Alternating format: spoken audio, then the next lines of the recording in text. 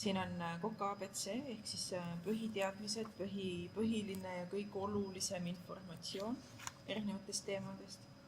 Näiteks linnuliha ja lihade jaotus üleüldse, kust saab mingit asja, kuidas maitsemeeled paiknevad, kuidas nad üleüldse tekivad.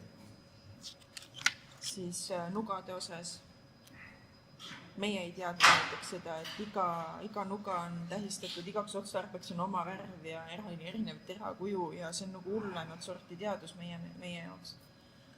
Et saime selline hästi põnev, olulisem tehnika, mida kasutatakse, mis peaks nagu kindlasti olema peas, kuidas ohutust tagada.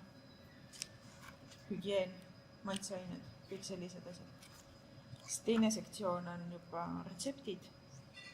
Need on saadud siit samast Koka eriala õpetajatelt, mida nad kasutavad ja mis on olnud nagu olulisem, nende jaoks olulisem. Fotod on kõik õpilaste enda tehtud. Retseptide fotod, mis tähendab seda, et kõik need toidud on Koka eriala enda õpilaste tehtud. Hästi uhke.